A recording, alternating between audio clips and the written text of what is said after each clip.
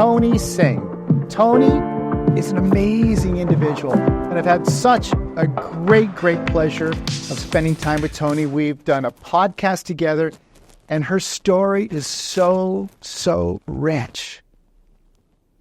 You're going to love what she shares, but more importantly for the Realtor Collective, she's an absolute superstar in the game of real estate. She's done so much. In fact, she owns an incredible brokerage called Bell Air Realty in Vancouver. Her and her family started, and she is now the sole owner of this brokerage. She has so much to share, so much wisdom, and an incredible story. Come on up, Tony. Welcome here, Tony. Thanks, Take it Randy. away. Thanks so much for having me. You're welcome. Okay. Hello, everyone. Thank you so much for having me here to speak with you today. So today, I've been asked to speak to you about 3 keys to success in real estate and life, even if you don't think you can have it all. So I'm going to start off with a quote today. Success is not final. Failure is not fatal. It is the courage to continue that counts. So who am I? And why should I be speaking to you about this? I'm not going to go over these points. These are just examples of what I have done and what I am doing in my career. But who am I? I'm a mom of 2. I'm a business owner. I'm someone who cares deeply about the people that we work with, whether it's our client base or our real estate partners. And today, I'm hoping that we'll really go a little bit deeper in terms of, 1, the journey that it took me to get here, and maybe it'll resonate with some of you in terms of what you're going through on your business journey. And throughout the presentation, I would like to be really clear. I don't know if I'm the right person to be speaking to you about this. I definitely don't know it all, and I don't have everything figured out yet. So let's discover it together. There's 3 myths in the real estate industry about what is required to be a top producer. And I think that for many of you watching, you can resonate with these. That I need to work 24/7. That my relationships need to suffer. And finally, that burnout is required. And I'm here to tell you, for sure, if you bought into these, this is what you're going to get. There is a different way of running your business and running your life where these don't need to be a necessity. And it really matters on whether or not you buy into these notions and how you're playing it out in life. So the 3 pillars that I have here for succeeding in life and real estate, I would say life first because that's what matters. We all go through life changes. Can you guys agree? Everybody has them, right? And that can look like different things. It can be the birth of a new family member, the death of a loved one, the loss of a relationship. There's just so many things in life that make it interesting and sometimes complicated. Health. At some point or another, health is always a key component to life. It's what keeps us going. And so if you don't have optimal health, health is essentially wealth, the greatest currency. This can be problematic for all areas of your life. And finally, relationships. We all have them, whether it's with yourself, with friends, or with family. Maybe you have kids. I'm going to speak to each of these today, and I'm going to be sharing my journey with you. So you'll have to bear with me because I haven't looked at some of the photos in a long time. I might be emotional about it. So life changes. We have some examples here of what they are, and I'm going to speak from my experience. For me, I got into real estate in 2010. And at the time, to paint the picture of just how important it was for me to get into the business and just crush it, you know? So 2010, got in. I worked very hard. And I want to be careful because hustle culture is not something that I like to emulate, but I have to explain it this way in terms of you guys understanding the story, and then we can work on creative solutions to not go down that rabbit hole. But essentially, for me, I was working very hard, sometimes 12 to 18-hour days, nonstop, no days off, working holidays. Realtors in the room, have you done this before? Yes, you're all nodding. So you all get it. And I think this is true of any entrepreneur wanting to succeed at a very high level. In order to talk about this, we have to go back in time. So in 2014, unexpectedly and quite happily, we found out that we were pregnant. I did not plan for this. I did not plan for this at all. So that meant that I hadn't accounted for how I was going to run my business, what kinds of changes I needed to make, how was I going to support my clients, how was I going to support this baby that was growing inside of me. And actually, you can see here too, I went door knocking this day. Back then, I very much bought into those myths of you have to work 24/7 in order to succeed. So I hadn't had the discovery yet that other ways of being could be more important and successful to my goal. The second picture there, I was in the office and I was contracting because they sent me out of the hospital. You can see the little bands on my wrist. I hadn't planned properly for this life change. Like my business, you have to understand, before we got pregnant, it was my baby.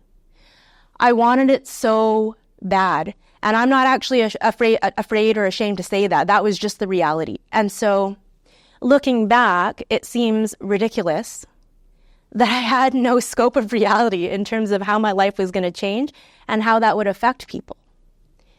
And then happily and finally in 2015, my son Antonio was born. And it was just the most beautiful thing. But because I had failed to plan and I was afraid of the unknown, I was still taking calls. We were in the hospital here. And I had pre-scheduled listing appointments for the week before. And I thought I was going to have a natural, healthy labor. And then I would be able to go on the appointments the following week. This is not true. So we stayed in the hospital for quite some time, and I was not able to physically go on the appointments, in which case I had to get team members help and assist me. But had I planned better, knowing that these life changes were happening, we wouldn't have had this result, which also impacted my clients, myself, and my new relationship with my son. So, I mean, going back in time, we all want to have a crystal ball and everything, right? Would I have done it that way? No, absolutely not. And just, I don't know if these would work for you guys. They work for me now because I question these things. In this scenario, when I was pregnant, I probably would have said, okay, what's the intention here? At the time, looking back, what I would have done is I wanted to honor the time that I had with my newborn son. And I wanted to make sure that the business had no interruptions because ultimately that would impact the client. But I wasn't coming from that place and I wasn't able to reach it. So that's not what happened, but setting an intention can work very well.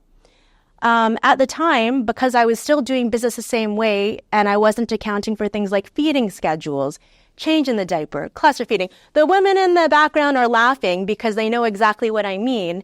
But evaluating what's not working. Maybe Tony needed more sleep that day. She was not sleeping. Maybe I could have used a walk that day. It would have been amazing for my health. I did none of those things. And I am embarrassed to say it, but we're going to keep it real during this presentation today. And then identifying daily non-negotiables. So now, if I were to get pregnant again, I would probably set a time range for myself, maybe 10, 15 minutes, whatever that looks like, to just have time to myself. I think that would have worked wonders. So the second pillar is health. And for me, I'm going to speak to you from the place of my personal experience. And I am really going to share with you guys what happened during this time. So don't forget, I was new to the business in 2010, working very hard, surprisingly got pregnant 2014, had my son in 2015. Now, at the time, career-wise, because I was finally starting to see all of the benefits and the hard work that I had put in, and I was not willing to give it up. And so that's one of the reasons why I guess I was just so attached to the old plan, you know. I wanted my business to succeed. I wanted to spend time with my son, but I just didn't plan properly. So 3 ways that health can go wrong: scarcity mindset, not being enough, and expectations from others. And let me tell you, from being a non-perfect person, I suspect that these all came into play for me as to why I didn't make the decisions to put myself first, and I experienced very, very poor health. And it can show up in the ways, you think sometimes it might show up in a small, minuscule way, but these things go into bigger things. So it can show up by overworking. Maybe you're not sleeping. You're starting to skip meals because there's so many appointments. There's no time for rest. For me, I felt guilty being at home with my son when I was breastfeeding him. And then I felt guilty being at the office or in front of clients when I wasn't with him. So it was an internal struggle, absolutely. I should have given myself a bit more room, but that's just how it happened at the time. So 2 years after, I was running my business that way.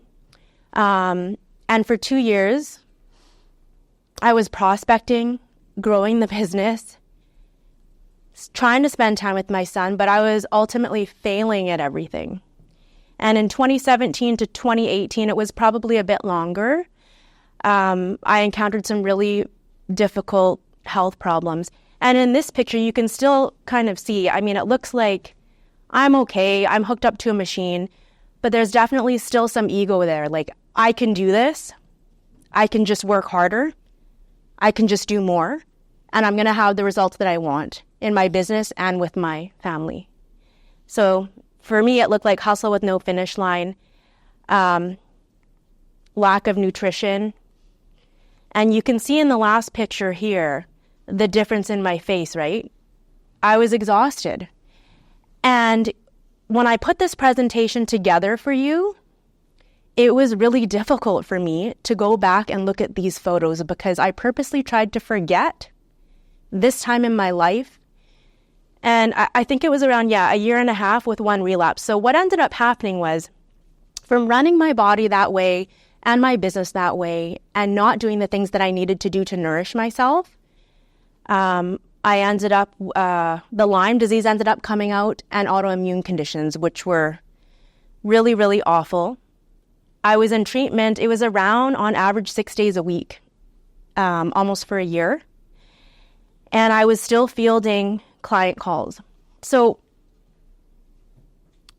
what ended up happening was the health got so bad, and the treatment actually made things worse before it gets better. I've heard that can happen with a lot of people.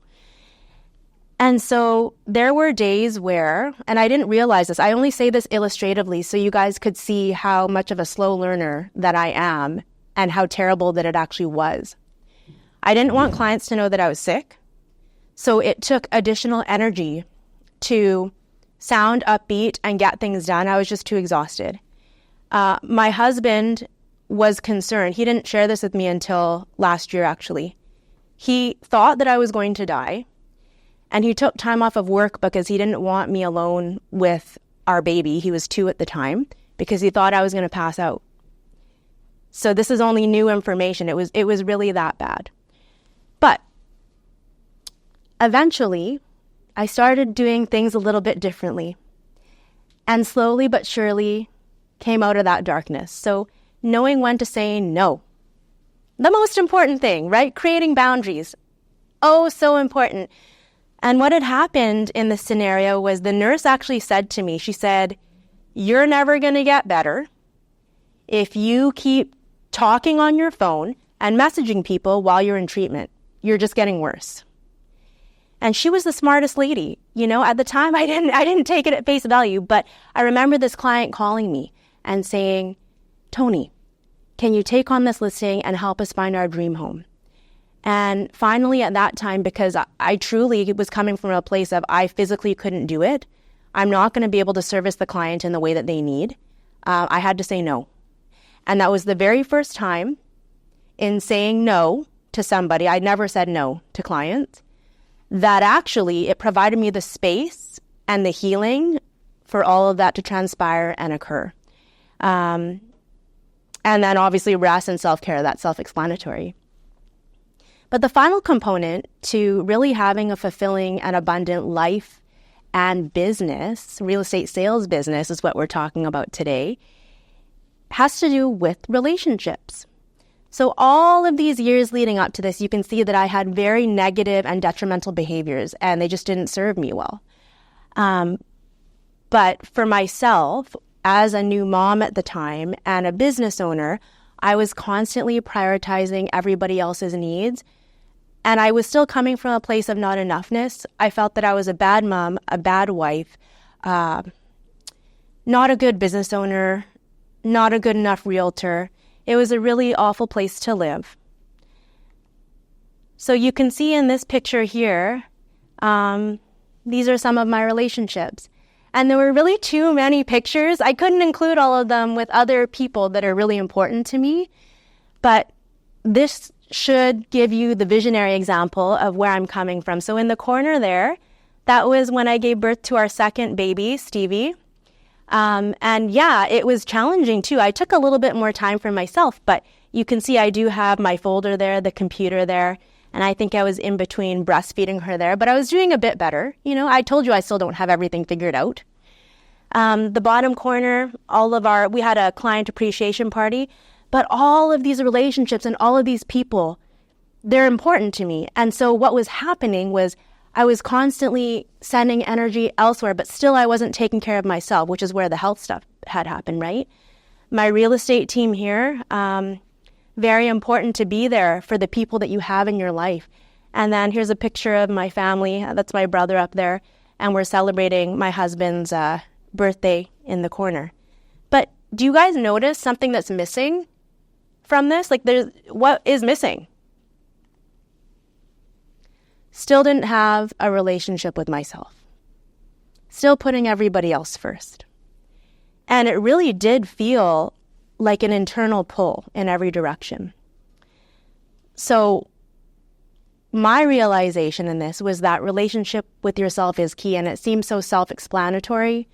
It seems like a no-brainer. And I think when you put it into practice, or actually putting into practice, it doesn't always happen so easily. So this is really what I do now, and it's helped me immensely. I've heard many other entrepreneurs stick to very strong routines of things that are important to them for self-care. But for me, I need time alone. I need time alone in the mornings and at night, whether it's 10 or 15 minutes of meditation or setting my intention for the day. When I do that, I just feel so fulfilled, and the day goes exactly as I want it to. Claiming joy. That's an interesting thing to say, but you know, I noticed the more that I focused on interests and hobbies that were not work-related, the more business ended up flowing to me. And I think it's just because I was happier and I was prioritizing the things that I wanted to do that weren't related to anything else external. And then finally, this is just, I don't know if any of you guys do this, but for me, and it could be because I'm actually an introvert, I like to take a think day and not talk to anybody. And I realize that it's actually not selfish to do so, because this allows me to show up for everyone in my life, myself, right? Got to put the life vest on, my kids, my husband, my parents, other family, friends, real estate team. Like, I can't give from a place of being exhausted. Okay. So in summary, because I don't know if my time's up, if I could give you one recommendation today, I would urge you to write down just one non-negotiable. And you'll be amazed at how it'll transform your life. I don't know who said it, but someone had said the way we do one thing is how we do everything. So the one thing, and you'll just see the magical results. For me, it went back to my values and what was important to me. And this reigns through with all of the relationships in my life, including myself. So it's relationships with myself and others, keeping the integrity in those relationships. And integrity can also look like your word to yourself, right? If you don't have that and you can't keep your word to yourself, you're not able to keep your word to other people. And I surround myself with quality humans. And this has brought me the best joy of all. So in summary, life happens. What matters is that you show up with integrity in your life, in your business, and for yourself. And I said this. This is not a quote from anybody else. I don't have anything to sell you guys today. And I'm not a coach. But I also realize fully that we all go through hard times. And that's not what defines us. Getting through that difficult time and coming out on the other side is where the true magic happens. So if you're experiencing anything in your business and life where you think maybe you need a little bit of help or a sounding board, get in touch with me and we'll set up a call. I'm happy to give back. Wow, that was so awesome. Thanks, Randy. Thank you for sharing. You know, you touched me in so many ways with what you shared. And we've done this at my podcast. You have a podcast as well. Yeah. But really, you know, life is about trusting yourself. Yes. And that's what I think you found. You found how to trust yourself, take time for yourself, and know who you are, and not let anybody else tell who you are. I'm still evolving. So we'll see where I end up in a few years. Yeah. That was fantastic. Thank you so much. Thanks for having me, Randy. Awesome.